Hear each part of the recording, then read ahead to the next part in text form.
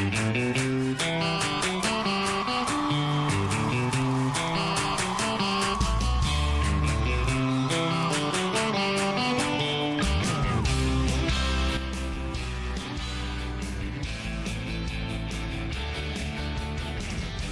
to the final edition of the Otters Cast, a podcast where we take you behind the scenes and getting to know the Evansville Otters.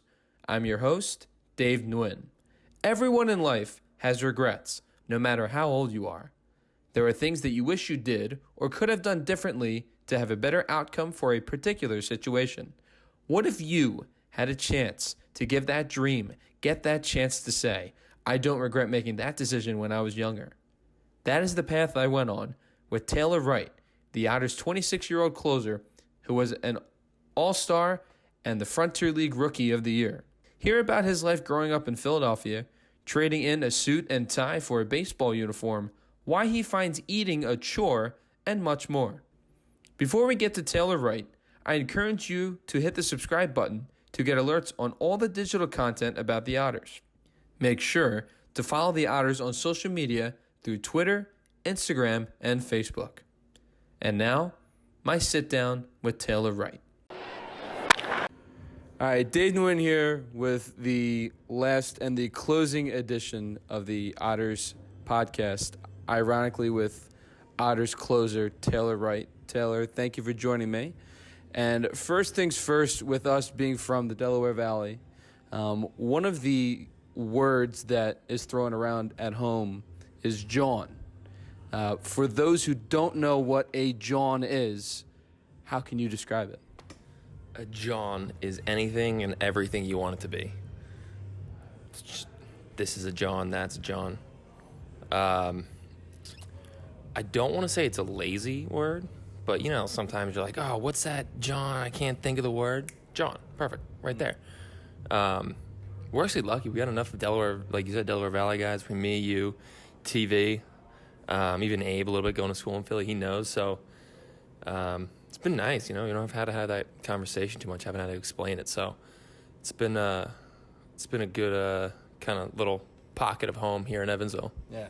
And if we were back home, not in Evansville, we would be at the shore on either a Friday or a weekend, whatever. One, where is your Jersey Shore spot? And two, is Wawa involved in your shore activities? Wawa's involved in basically all of my activities at home, no matter where we are, sure. I'm an Ocean City guy, but if we're going out or something, I'm going Sea Isle. I'm going to the OD. Okay. Possibly Shenanigans, depending on the line at the OD, but yeah, Ocean City, Sea Isle. Yeah. Sea Isle with Ocean Drive is one fun adventure. I think that's the best way to put it. As far as a pure beach, I'm going to go Brigantine. Mm-hmm. I have a friend who has a house down there. Mm-hmm. If you want a boardwalk attraction, then maybe I'll give the slight edge to Wildwood, but Ocean City is very popular. Yeah. Wildwood's a little far for us. I would say if we're going, there's a good boardwalk in Ocean City. We've outgrown it a little bit, but Atlantic City, good boardwalk, a lot of fun stuff to do now that we're a little older. Yeah, it's weird not going down there this summer at all. I know my whole family's been down there. My girlfriend's dying. She loves going down there. She's been down a little bit, but yeah, I'm going to have to probably get a weekend in sometime in September when we get home. So got a lot of stuff to catch up on. Absolutely. Well, we'll get into growing up, and I think you've had a very interesting childhood growing up, considering that Dad is the head coach of Villanova basketball and the program's doing well. And I guess, how has your experience growing up as well as Dad's journey with the program going hand in hand, what's that been like the past couple of years? It's been fun. I think, the success you've seen in the last, 5 years is really kind of like the tip of the iceberg. We've been, we've seen all the work from, like the Hofstra days and all the way through now. So I think it's really cool that, they're getting the kind of the national recognition and respect that they really have earned and deserved. Because like I said, we've seen it all. And, finally to have that, just have the culmination of the 20 odd years of work is pretty cool. And obviously, winning's the most fun thing in the world. So the more you win, the more fun you have. Now, do you enjoy watching Dad succeed, or does Dad enjoy watching you succeed? I'm sure it's both. I'm sure it's equal. But I think that's what's cool about our families. We all got our thing, and we just kind of grew up in a house where we all kind of went to everyone's everything. Everyone was at my games. We were all at Dad's games. We're all brothers, sisters. My brother was in a play. We were all that. Stuff like that. So I think it was a cool way to grow up. Everyone supporting everyone, and everyone's kind of locked in. Everyone at home still locked in on the Otters. We watch every game. I know we have a group text. Even if someone's not locked in, they get a text say, "Oh, game's getting close at the end. Might want to tune in or something like that." So, it's been awesome and it's been fun, and I really appreciate all their support and how everyone backs me up, and I think likewise, I'm sure my dad appreciates all the support from home. Now, I've coined you Taylor the Dark Wright because of your passion for the Dark Knight trilogy. Does the family like the nickname? Yeah. Oh, yeah. They're all in. It's pretty funny.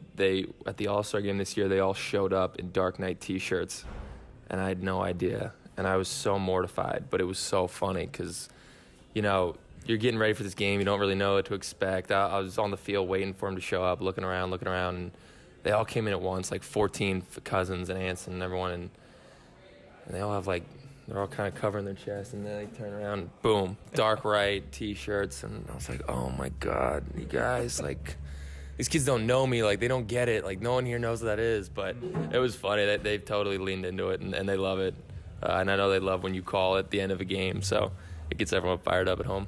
Absolutely. So growing up, you were in Berwyn, that's near the main line. I guess, what was it like growing up, particularly not far from Villanova, I guess growing up in the Delaware Valley? Yeah, we actually moved to Berwyn when I was a junior in high school. We spent most of my days in Philly and Radnor, in the town of Villanova, which is cool because I grew up kind of all over. I spent 7 years in Long Island, and I was kind of pissed when we moved to Pennsylvania, to be honest. I loved where we were. I was in second or third grade, but my mom and dad are both from the area. All my aunts, uncles, cousins, all in the area. So that's really cool, having your extended family. Like I said, they all were coming to games, high school, Little League. My grandpa coached our Little League team, and, just kind of have that support group at home. It's been awesome. It's having family from the area, it really makes you feel kind of connected to it, and we've been lucky. We've been able to stay for a long time, so it's home, and love it there, and can't wait to get back. Now, you're in Long Island because the Hofstra days. Did you have an idea, or would there be a possibility of eventually getting back to Philly just because of mom and dad growing up in the area?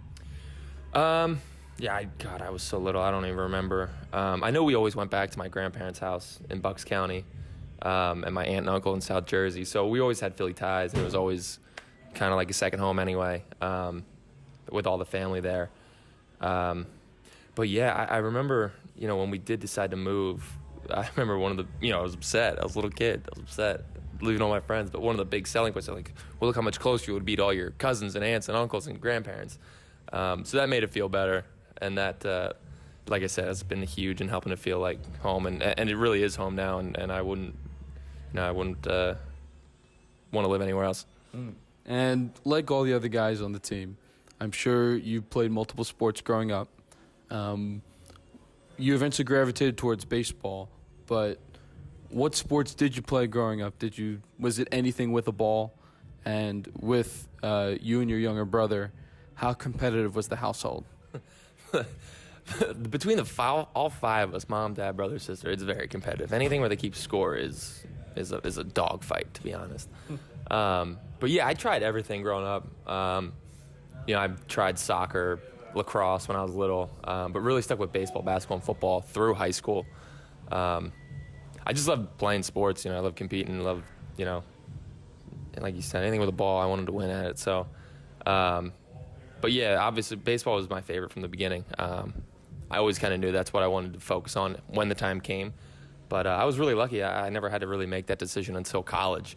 And it was an easy one. I knew I wanted to play baseball, and that was, not a question. But I really enjoyed playing other sports. I thought, kind of having a different mindset, different skill set, different even groups of friends, growing up. Different guys play different sports. So it was cool. It was a good way to grow up, and it was fun. Thanks, Robbie. So, yeah, really anything you can compete at, I wanted to be a part of it. I think I find your high school football career rather interesting. Don't say anything. No, please. I also find it interesting. So there are a lot of kids who grow up wishing that they could be the quarterback of their high school team. I don't know if that was the same situation for you, but you happen to have a pretty good arm at least. Yeah. Football was always the one that was going to be on the outs if I had to leave one. I had fun playing with my friends. I had fun, being a part of the team. But something about the football practice is one of the worst. I'm sure it's just one of the worst. And if you don't love it, oh my God, it can be. And I was the quarterback. I wasn't doing anything hard. I was just standing around. Like, I wasn't getting hit. I wasn't hitting anybody, and I still just didn't want to go. But yeah, I was lucky enough. It was crazy. Like, it was kind of a perfect storm. We got guys got hurt. We got guys leave school, and all of a sudden I was the starting quarterback. So I kind of had to I stuck it out, and I'm glad I did. I'm always glad I did. But at the time, man, I tried every which way to get out of it, but just couldn't talk my parents out of it. So, because I don't think it's the type of mentality you have to just give up. You want to see something through. And then after finishing a season, you weigh back in the decision whether to go back again. And I guess maybe it's the competitive nature in you to go back and play football for your freshman, sophomore, eventually junior and senior year. Before you played in high school, did you ever play organized football before, or was that your first time? Yeah. No, I started in like 4th or 5th grade. I played like CYO growing up, and I couldn't wait. I wanted to play football so bad. That's what all the cool kids did, my dad played growing up. My grandpa was my CYO coach as well. So it was fun. I mean, I liked it for a while. But, when you start getting higher levels and it starts getting a little more real and, guys are doing off-season work, that was a big thing. Like in the summers, they were doing, 7-on-7 drills, stuff like that. And I was like, I want to play baseball. Like, I don't want to be on a football field. You really got to have a passion for it. And I just didn't. But like I said, I love playing with my guy. It was an awesome way to go through high school, kind of start your high school career on the football team. You get a group of friends. It's a good way to meet everyone. And it was fun to represent the school, like football is like no other sport in that, that can really define school or, high school football where we're from. It's not huge by any means, but it was a cool honor, but yeah, when push came to shove, it was baseball for me. Now, you went to Episcopal Academy. The renowned school, the school that's known for athletics, is St. Joe's Prep as far as high school goes.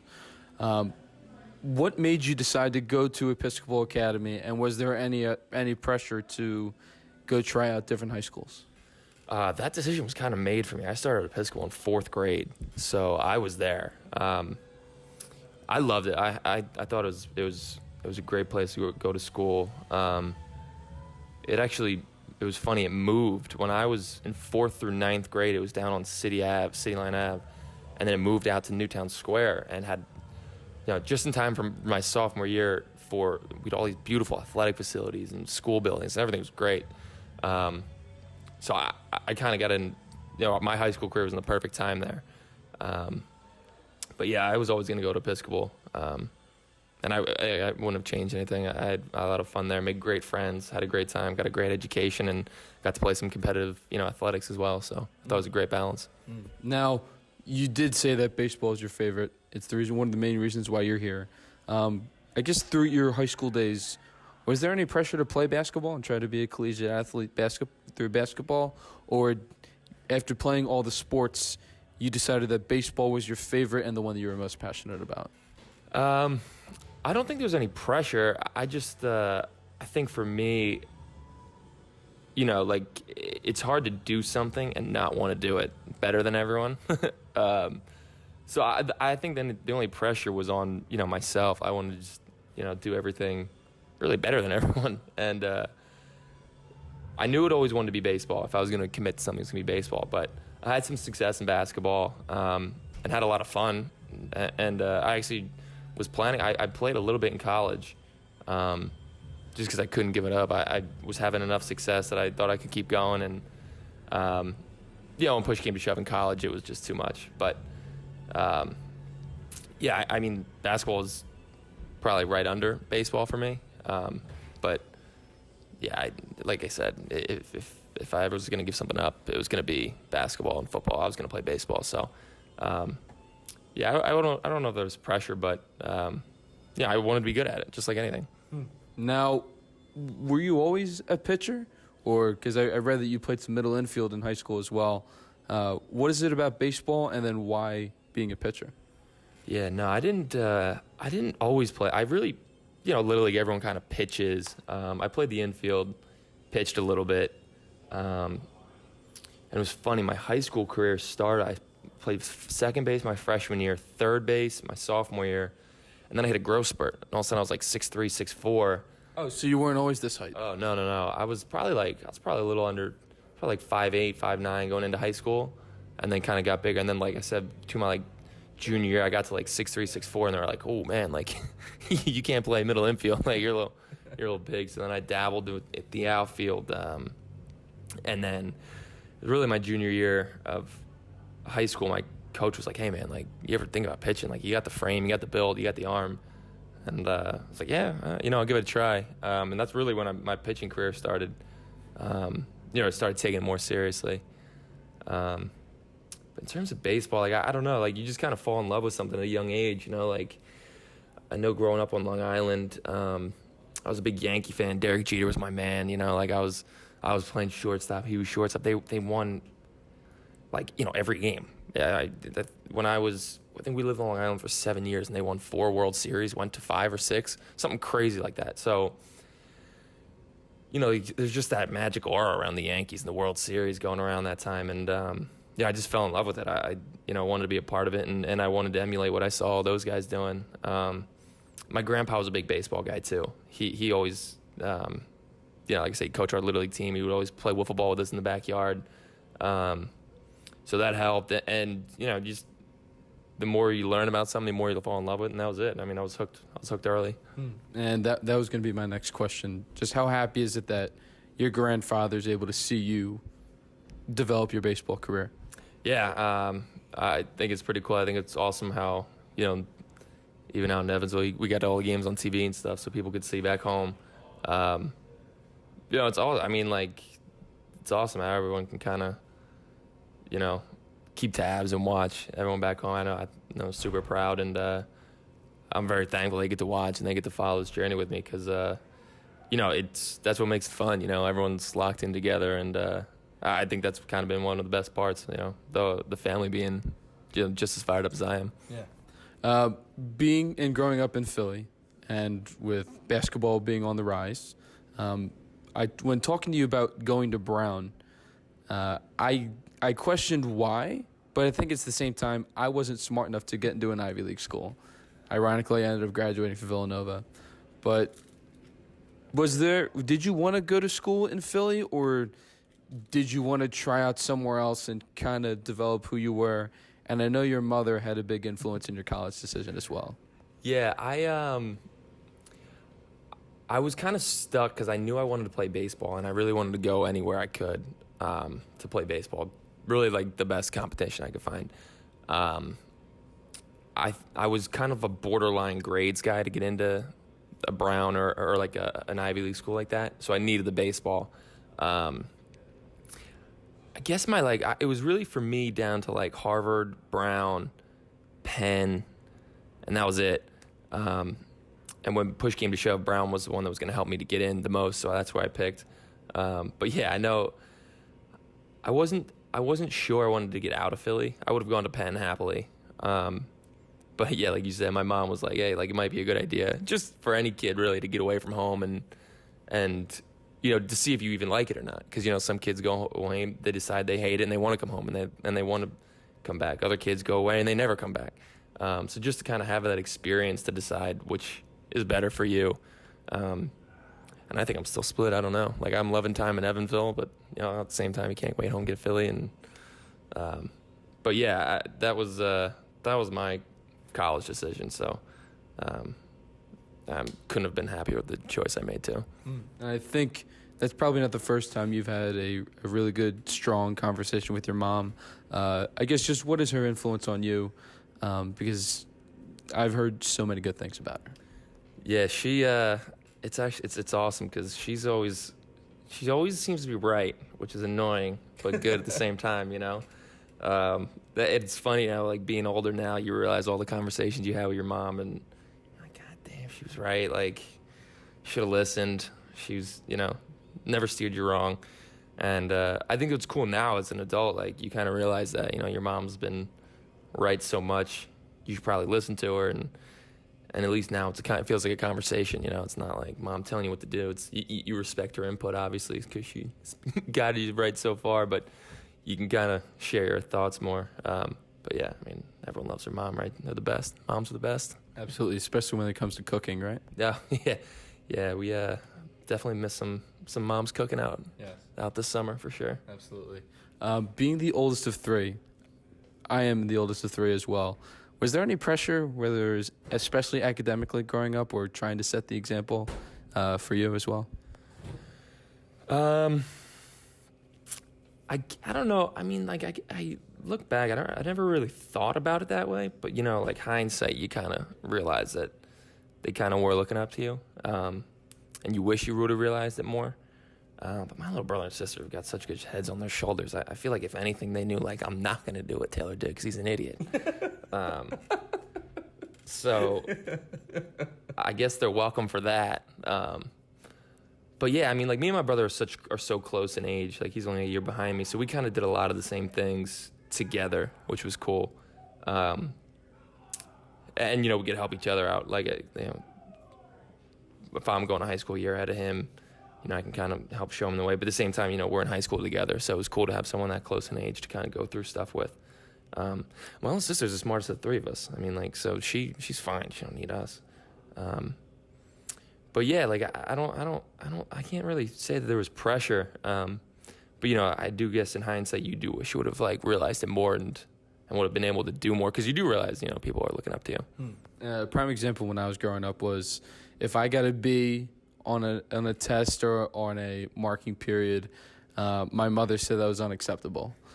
Same thing for my younger sister, who's only a year younger than I am. But when it came to my brother, she babied him.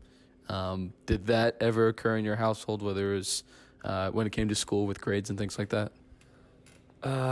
Not like, so I think what was really cool about the way our family was, my parents always challenged us and said, this is going to be difficult, but as long as you do your best, it's not the results that matter. So, like, when they sent us to Episcopal, I was like, hey, look, this is going to be a tough school. But, as long as we think you're giving effort, we're going to be happy with whatever comes out. Same thing with sports, like, we're going to put you on this tough team, and as long as you give 100%, that's what matters. The results are going to be what they are. And I think that's kind of what, driven you best. You realize that you can succeed in high, kind of like, bigger situations than you thought, and that's kind of how you go through life. Keep challenging yourself, and as long as you give your best effort, I mean, the results will be what they are, but you can be happy with how you performed. And I think that's important for you to say. For those who don't know, Episcopal Academy is a private school, so your parents had to pay for you to go to elementary school, middle school, and high school. Whereas when I went to private school, it was only for high school. But I think that's probably what molded your character, the fact that your parents believed in you and your siblings to succeed and to continue and kind of mature the way to the person you are now. Yeah, I don't want to steal anything from the Sixers, but kind of, just trust the process. Like, it's not about the results or kind of the outside stuff. It's all about what you can control. Your attitude, obviously, is big, and your effort. And, as long as you give that, if you only give your best effort with a good attitude, stuff's going to shake out well for you. and like I said, the results are going to be the results, but all you can focus on attitude and effort, and more times than not, you're going to have good results if you can do those two things. Now, Episcopal was co-ed, correct? Yeah. Yep. Okay. So I went to St. Augustine. It was all boys. But I think, did you like wearing a uniform? Because I think it was okay for me. I really didn't have to worry about what I was going to wear. The biggest decision I had to make was what tie I was going to put on. Yeah, no, I agree. Like I said, I went from fourth grade, so I didn't really know. I went to Catholic school before that, so I always had a uniform. So I was never even given a choice, which is fine because I don't know if you need. I wear the same 3 shirts to the field every day. I'm not a big dresser, so I loved having kind of your outfits picked out for you. Blue or white shirt, and blue or red tie. Who cares? That's it. Simple. So you did go to Brown. That was the best option for you, and you seemed to progress throughout your pitching career at Brown to the point where you made 11 appearances, 5 of them starts your senior year. Were you always a bullpen guy, or were you okay dabbling in a starting role? Let's see. My freshman year, I got on campus and was a reliever. Middle of the year, I made a spot start or 2, and then went back to the bullpen. Next 2 years, I was kind of more of a back-end bullpen guy, kind of similar to what I'm doing now. And then senior year, back in the rotation. So I always thought of it like, I just want to pitch. I just want to help the team win. And whatever role that is, whatever time of the game, it doesn't matter. I know a lot of guys can get caught up in, roles or, you want to pitch. And obviously, everyone wants to pitch in prime time. But, all innings in the course of a season are important, whether that's starting a game, closing a game, mopping up, I can think of countless examples where, a guy here has thrown, Vail did it earlier in the year, threw 5 innings in relief in a blowout game and saved the bullpen, and that's huge. And that we still feel that now.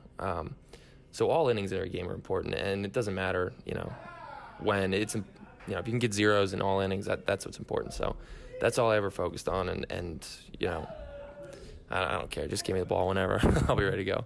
Now, I don't know if many people do know what it's like to be, one, going to an Ivy League school, but then being an athlete at an Ivy League school.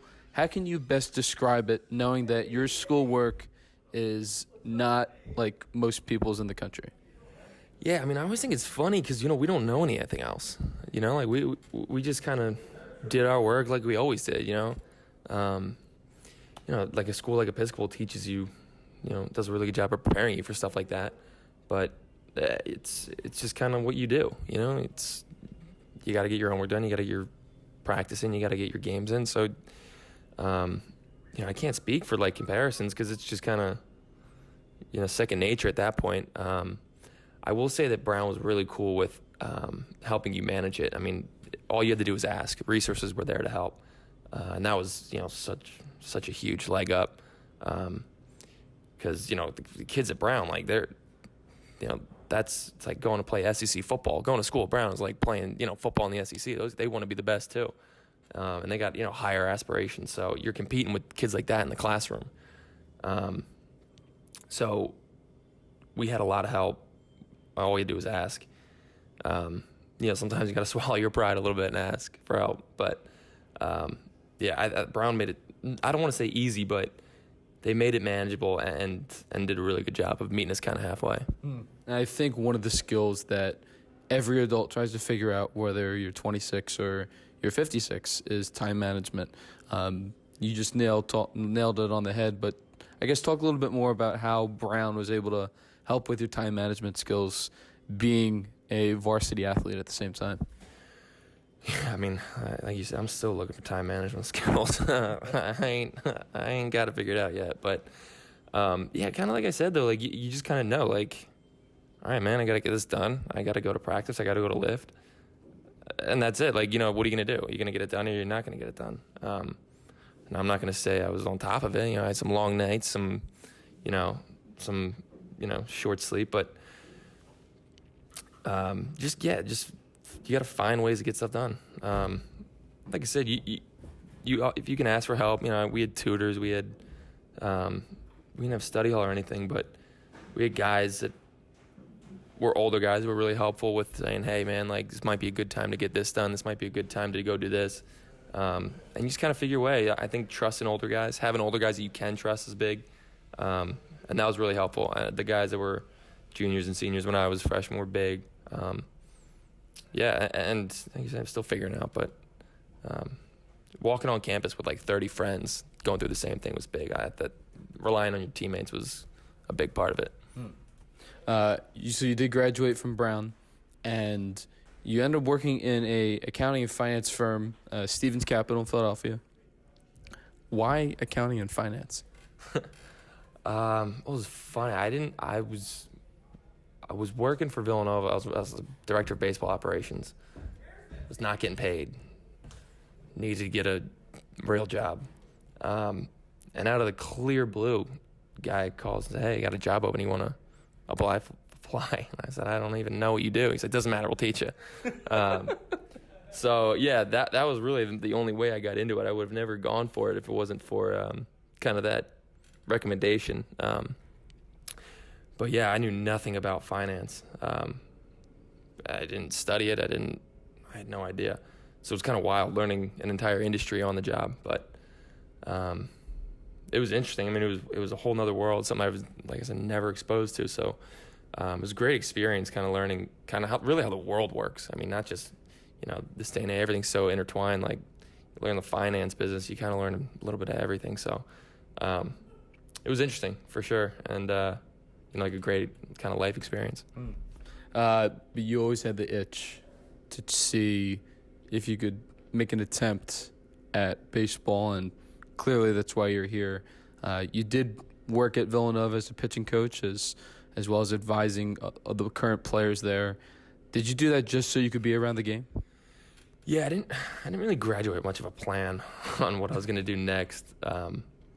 You kind of take stock. You say, all right, what am I passionate about? And, obviously baseball's the top of the list. So that was kind of the first thing. I actually did apply for a job with the Blue Jays.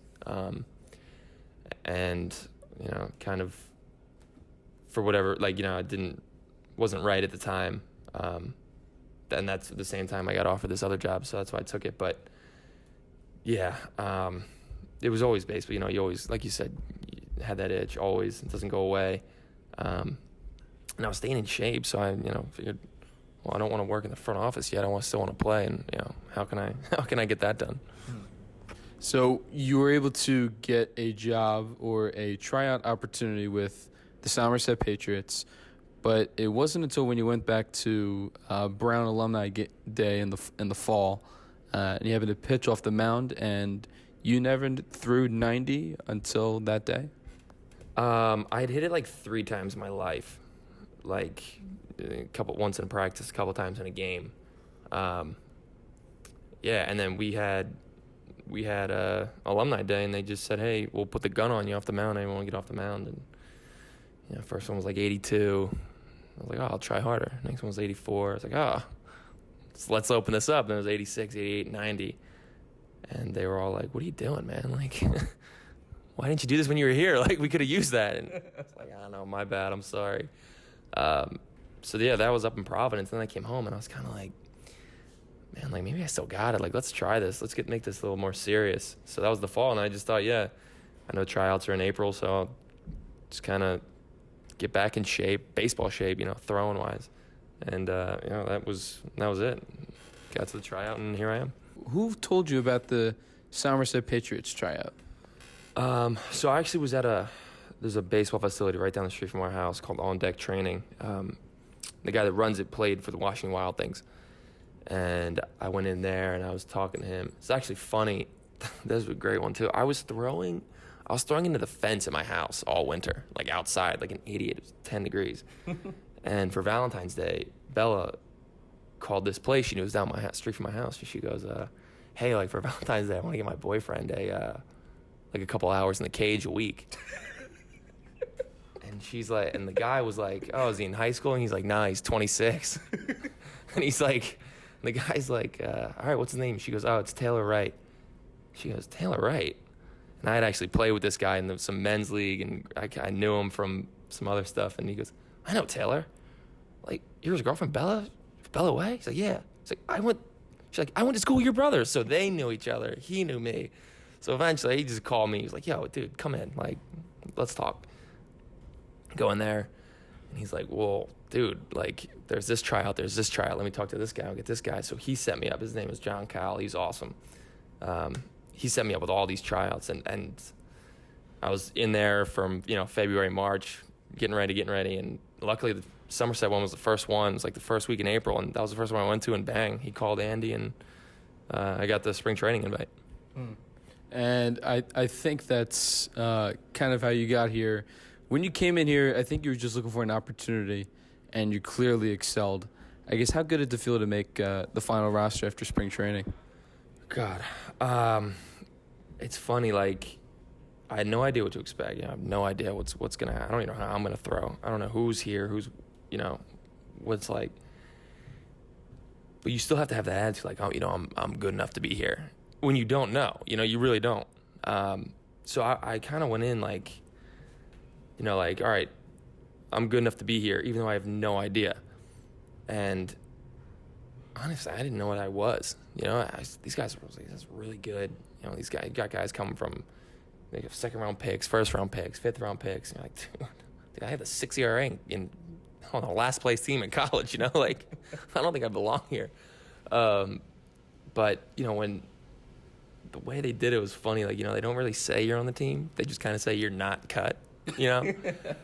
So, oh man, I was just sweating out every last day of spring training, dying. And, I think I called my mom in tears when I found out I made the team, because it was like, this is, all you ever wanted. And it was just a crazy, crazy path to get here. But like, there's no feeling like achieving, what you've always wanted since you were 5 years old. Like, it's indescribable. So, it was just the best, really, truly the best feeling in the world. Now, when I found out after I got the job and came here after Easter and found out that you were trying to make the team, indirectly I was rooting for you. And then here we are now.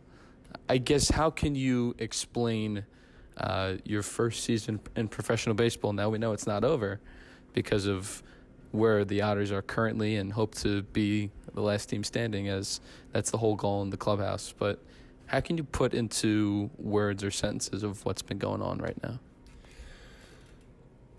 I think what's pretty cool is just getting back into a clubhouse and being a part of a team again. And you kind of learn that, like, it's really the same anywhere you go. Guys are out here just trying to get better, trying to do their jobs and win ball games. And this group, like you said, where we're at is remarkable. Best record in the league. We got a chance to clinch in the next couple of games here. But what's really cool about this level is, coming from even college and high school, is like, guys here want to get better on their own. Guys here are the most passionate about baseball. And I think that's what makes everyone better. You're around a group of guys like this that are all working hard and all, you see everyone's locked in. It makes you want to get better. And I think that's why we've had success. This group is obviously gelled well. We all get along, and I think we all push each other, and that's, it's kind of a direct kind of line to our success. Sometimes if you got a couple guys that are being a problem in the locker room, you can get bogged down in that, and it's distraction. But we don't have any of that. And I think it obviously shows when I play on the field. And lastly, as far as a baseball question, you've been to the All-Star game, first time you've ever been to a professional All-Star team. You're up for Rookie of the Year, and your numbers speak for itself. I don't need to say it to you or say it on the record. But how have you been able to be successful and develop to where you are right now? I really think a lot of it has to do with, like I said, the locker room. You get into an atmosphere where everyone's kind of really pulling for each other and pushing each other. That's what it is. That's what being a team is all about. That's what being successful is, helping everyone succeed. And when an individual succeeds, the team does. And then for me personally, I think really just, you get back into that. I was, now I'm going to say lucky enough, but to kind of have baseball taken away from me. And when you kind of get it back, when you get that second chance, that's it, that's all you got. So you try and make the best of it. You know what it's like to live without baseball. I don't want to go back to that. So I'm not gonna take this chance for granted. I'm gonna do everything I can to, put my best effort out there and, be as good as I hopefully can be.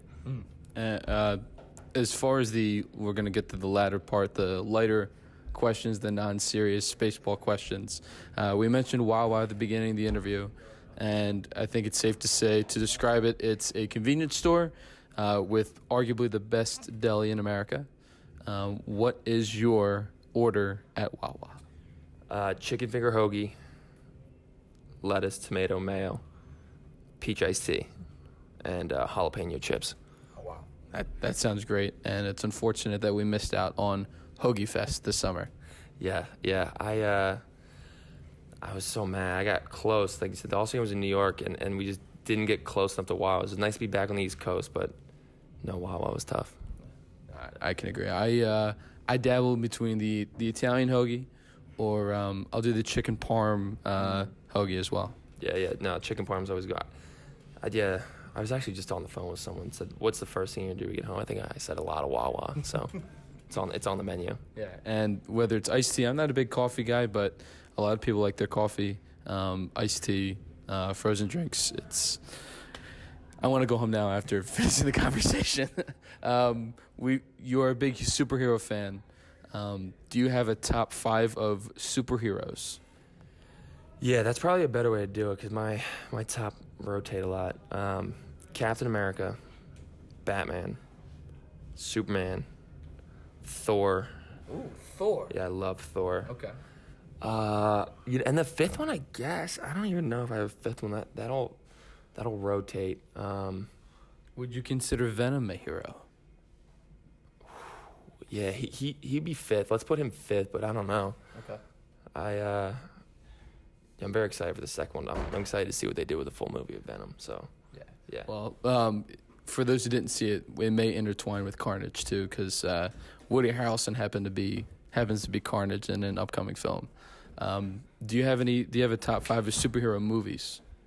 Superhero movies. The Dark Knight Rises, I think, is my favorite. Really? Yeah. I think Bane is like the coolest bad dude they've ever made. Yeah, I think he's sick. I'm a big Tom Hardy fan. Really, whatever he does. Okay. But movies. Yeah. See, I watched the Dark Knight trilogy a lot, kind of like over and over. So that might be all 3, and the Marvel ones. I mean, like, I've watched all of them, obviously. There's just so many, it's hard to like pick out 1 or 2. But I guess that whole kind of like universe, is like really like 1. Like if I'll count that as 1, that's probably my favorite. Okay. Wild card. So 3 men have played Spider-Man. Which one is your favorite? The Tobey Maguire ones came out when I was kind of at a formative age, and I kind of thought he had the perfect blend of the dorky kind of, he's not like super cool or attractive. Tom Holland's great. I do like him a lot. But the Andrew Garfield casting kind of like, I was like, dude's too pretty to be Spider-Man. Like, Spider-Man's kind of a dork. He's not like some good-looking dude. So I would say Tobey Maguire, number 1. No, I would have to agree more because he plays the most accurate depiction of Peter Parker. I don't know if you remember when that movie came out, but my dad took me out of school early on Friday just to go see that movie. Yeah, I remember going after church one day with a group of kids and like trying to sit through church when Spider-Man's on deck. Like, you ain't paying attention to that homily. 100%. Now, we have seen a lot of movies on the bus, non-superhero movies. Do you have a top 5? Of any movies? Yes, on the bus? Any movies. Once again, Tom Hardy. He comes back. Warrior. I don't know if you've ever seen Warrior with him. Joel Edgerton, that's outstanding. That's up there. Obviously, Sandlot. Sandlot's a classic. Let's see.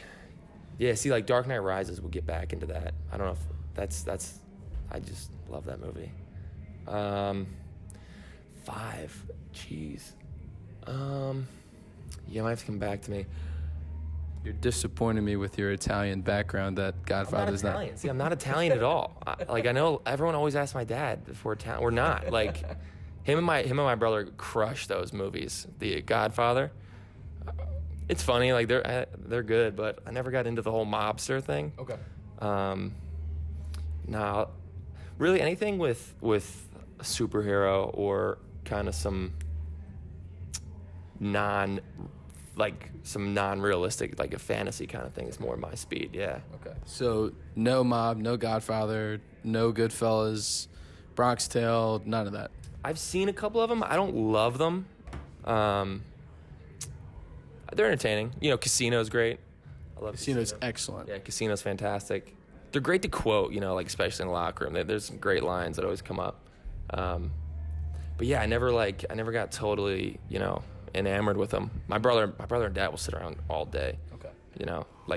We'll be in car rides and we'll just pass a sign and we'll be like, hey, what are you talking about? Fair enough. So, lastly, is Shawshank up there? I've never seen it. We actually saw it on the bus, too. Yeah, I tuned out. It was too sad. It was too heavy for the bus. The bus is supposed to be, keeping spirits high. And it's a little sad for me. Any comedies like Talladega Nights or Animal House or Fast Times at Ridgemont High? Yeah, they're all great. Those are all great. I remember seeing Step Brothers in theaters, and I've never laughed that hard in a movie theater. That was probably the funniest movie I've ever seen at the time. But yeah, like I said, if I'm watching a movie, it's usually probably there's got to be a superhero or something like that involved. Yeah. Fair enough. As far as the first movie I've seen where laughing so hard would be Hangover 1 when that came out. That one too. Yeah. Me and my buddy Dave went, and I went like 2 days later because that movie was unbelievable first time it came out. Yeah. Food, other than Wawa, either places or meals. What are some of your favorites? It's funny. I get this. I'm not a food guy. Like I get it. I just don't. I will order chicken parm at every restaurant I go to. Like that. I like it and it's good. I'm not a big. I don't really enjoy the act of eating that much. It's kind of like more of a chore for me. Like you got to do it. Like you can see I get made fun of all the time because they say I'm too skinny, but. Like, you're cut though. Yeah, we're supposed to be like professional athletes and big and everything, and I can't do it because I just don't want to eat. Like it's just boring. You gotta sit around and it's not fun to eat. But Sunday dinners are good, aren't they?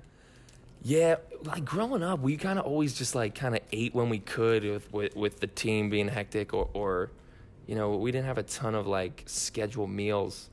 So we just never really grew up in a food-centric house, just kind of eat till you're not hungry, at least so you won't complain, and then we're on to the next thing. So I never really got that. My mom does make a very good pasta with meat sauce, so if it's like my birthday or something, she'll make that for me. So that red stuff on your pasta, you call it sauce? Yeah, meat sauce, tomato sauce. Yeah. I call it gravy. Yeah, see, that's we're not Italian enough to get it. We're not Italian at all, so we can't get away with that. Fair enough. What about places to go to eat, especially in Evansville? Chipotle is probably the most popular in the clubhouse. Yeah, for sure. Trying to think. I go to a coffee shop, Penny House Lane, and get a coffee and a sandwich about 2 or 3 times a week. That's my spot.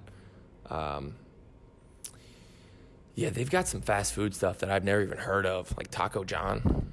I've seen that. I've never heard of that before. I can't say I tried it, but yeah, Chipotle. There's usually 6 or 7 Chipotle bags in the trash can in the locker room after a game, so that's got to be the Otters go-to. Switching back to Philly. Phillies are clearly your favorite team. Eagles are mine, but nothing against the Phillies. I love the Phillies as well. I guess from your perspective, what was the 07 to 11 run like? Well, it's kind of funny. That's kind of like when I guess we moved to Philly in 02, and I was still kind of hanging on to some Yankee stuff until 03, 04, and then when I started to get locked into the Phillies, they started getting really, really good. So they're making the playoffs all those years, and I was kind of I was a Yankee fan, and now I'm a Philly fan, and all these teams are good. It's just kind of what you do. You just win. You go to the World Series. The team you root for just wins. So they were incredible. I was a big Chase Utley fan. As am I. Yeah, he is the man. Mm-hmm. And I was playing second base then. He was playing second base. I tried to do everything he did. He was, just like the coolest dude ever. But I think the last few years have been really funny for me because it was kind of my first taste of kind of a bad baseball team.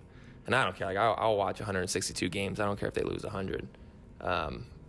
But yeah, it's cool. It's at least cool that like the Phillies are back in kind of the national headlines. Bryce Harper's big signing, and they're in it this year. But we'll see. I got some work to do. Mm-hmm. Where were you during the 08 parade? 08 parade. Yo, it was so messed up. Halloween also too. That was my sophomore year of high school, and it was I think it was like a Friday. It was. And we had it was my first ever varsity football game. It was the first time I was going to start in the game. And I think the only people who were in school that day were the football team and the field hockey team because we had games. And there was no one else in school. It was a ghost town. And I was so mad because I wanted nothing more than to go to the Phillies parade. I had to play a stupid football game. And it's like, not that I didn't care, but I was like, come on, man, Phillies won the World Series. Like, that's what's important here. Like, not some stupid football game. But, no, it was, like I said, it was just kind of like, yeah, okay, like, this is what we do. We win championships, and I guess we'll do it again next year. And we almost did, so. Yeah, I didn't get to watch a ton of it, the parade. Obviously, I was at school, but, just like how everyone being locked in on the Phillies, that whole atmosphere was like the coolest thing in the world. So did going to the Eagles parade make up for it? I didn't go. You're killing me, Smalls. Like, football, man. Come on, like, it just doesn't get me fired up like it. I didn't go. I think I was working or something. Or I had to work that night, so I was like, I couldn't swing it. But the parades don't do much for me anyway. The Villanova championship parades must have been pretty cool. I honest to God don't know if I went to the second one. I don't remember. The first one was cool because we got to ride in one of the buses. I don't even know if I went to the second one. I don't think I went. I don't think I went. That stuff. That's great. That's for the fans, That's kind of more of an obligation for the player. They love it. It's great, but that stuff's for the fans, Okay. Of the Philly, or because the Phillies' run was great, which year do you think they should have won it, other than 08? Should have is tough, because baseball's one of those sports where really anything can happen. It's you can run into they were in what was that 11? They just ran into a Cardinals staff that was fantastic. You just run into good pitching, can't have it. The 09 team was great, but again, you look back at that Yankee team, 6 Hall of Famers, they're ridiculous. If Cole Hamels didn't have a bad year, then they probably would have been more competitive, pushed that series to 7 in 09. Yeah, was that the year that Chase Utley had 5 home runs? He went ballistic. Yeah, that's the thing though. Cole Hamels was a superhero in 08. He carried that team. People forget that 08. We were talking about the other day. Brett Myers started the second game. They were by no means a juggernaut, and Cole Hamels just carried them. Joe Blanton started in 1 Game 4 and hit a home run in 08. That doesn't happen. Right. And Jamie Moyer being the oldest. And yes, Jamie Moyer went Game 3. And shoulda, coulda, woulda. I always said, if the Phillies are competitive in the last week of the season, that's all I can, because that's all you want. It's such a long season. You just want them to be competitive throughout, so you have something to cheer for and watch. There's nothing worse than being eliminated, this time of year, and it's pointless. So, obviously, you want them to win and win the World Series, but if they can just stay competitive through, the end of September, that's, once you get to the playoffs, God knows what can happen. You run into good pitching or someone gets hot. You never know. So, God. All I can say is I hope just this year, like I said, they're competitive for another month and they're hanging in there. Well, here might be the answer to the question. If 09, if Cole Hamels is the 08 Cole Hamels, they have a chance. Although that Yankees team probably was the best team that they faced. 2010, if they pitched better to Cody Ross against the Giants, and Roy Halladay doesn't lose Game 1, that series probably ends up differently. If you go back to Game 6, Sanchez, the starter for the Giants, was relieved in the third with the bases loaded, 1 out, and Utley gave him the go-ahead run to make it 3-2 or 2-1, and they ended up losing thanks to, I think, Juan Uribe, of all people. In 2011, if Cliff Lee doesn't blow Game 2 at home with a 5-0 lead, the Phillies probably win the 2011 World Series. Yeah, but I mean, that's baseball, you know? Like, we're picking out innings here of 180 games, you know? Like, that's just the way it goes. I mean, that's also the cool side, you know? The flip side, if you're the Giants, you're playing a 102-win team, and Juan freaking Uribe comes up with a big hit. So, I mean, that's what was cool about kind of think about the 07 run for the Phillies. I mean, they were down, 7 games with 17 to play, and I'm sure all Mets fans in the world are saying shoulda, coulda, woulda. So, it's baseball. Like, some days you get lucky, some days you don't, and some days the team gets hot, some days they collapse, and what are you gonna do? Well, with Harper, I think we have a lot of confidence going forward, and maybe another ace-type starter to help out Nola. Yeah, man. I think they got a bad rap this year. I mean, you look at some of the names that went down for him, especially in the bullpen. Like, I know they're probably not household names, but when you go into a season, like, trying to put your best pieces out there and they're not available for you, that's tough. You're behind it. I mean, I think they got like 2 or 3 starters back in the rotation that were all in the bullpen now. So, I mean, it's just tough. Like, I think people want to get on Kapler, but he's doing the best he can, I think, with what he's got. I mean, they're really they're battling. I mean, you watch some of these games, they're in all these games. These guys play hard for him, so that's all you can ask. I mean, just to feel like you have a chance every night. And with Chase Utley, in a big-time situation when Kashmir gets on at Citizens Bank Park, I don't know about you, but there are goosebumps that just go up your spine. They play that song at a lot of stadiums here too now, and I stand by my statement that it should be like retired from baseball stadium PA systems for the rest of the world, because I mean, like, out of respect for Chase Utley and all the great work he did after playing that song. How can you explain to others what it's like being a Philly sports fan? And unfortunately, they get a bad rap. Now, I get it that Eagles fans can be crazy. Throwing stuff at other people's because they support the other team is unacceptable. But I guess how can you describe the passionate Philly sports fan? I think the Sean Rodriguez example from the other day is the perfect one. They booed him because he's hitting like under 200 in the month or something, and then he hit a walk-off home run. And his next at bat, they booed him because he said something about them being entitled. And I mean, if that doesn't sum it up, like, I think someone tweeted, like, in no other city would someone hit a walk-off home run for your team and he'd get booed in his next at-bat. But, I mean, like, my biggest pet peeve about Philly right now is that the Phillies are 2 games out of the wild card, and the only thing people care about is the Eagles. Like, Josh McCown signs. Like, that dude's not going to play a snap for the Eagles this year if all goes according to plan. And that, like, dominated the news cycle for, like, 10 days. And we got, the Phillies are out here grinding.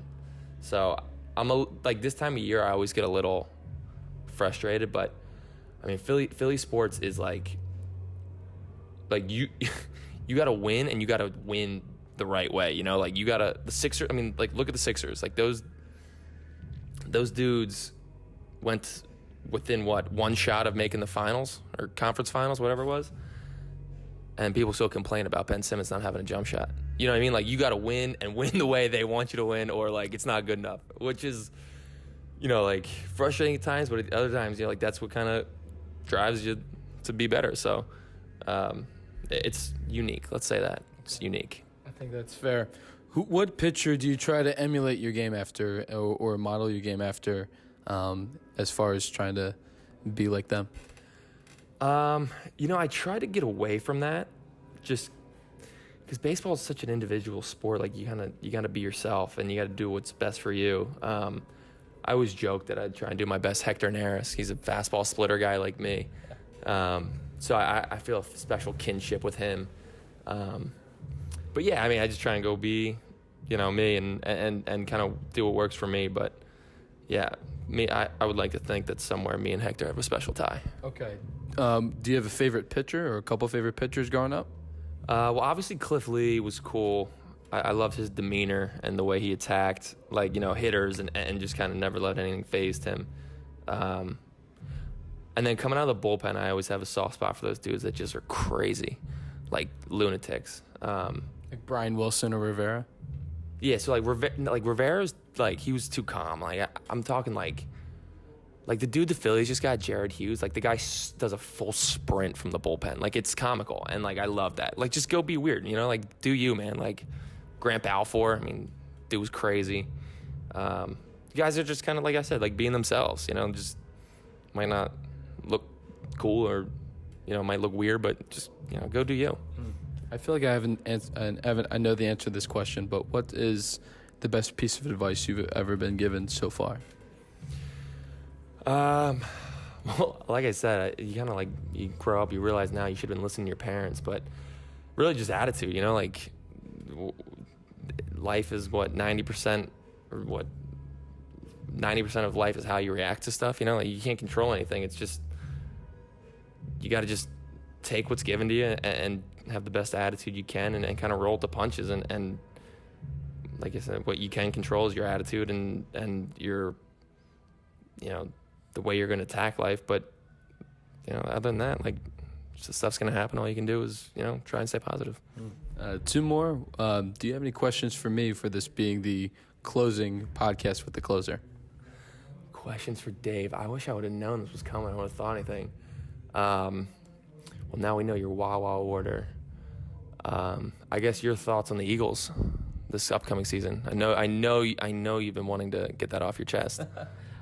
For the 2018 season, if all goes well, we hope to hoist the Lombardi Trophy, but it's not going to be easy. I think if Wentz stays healthy, that's also a big if.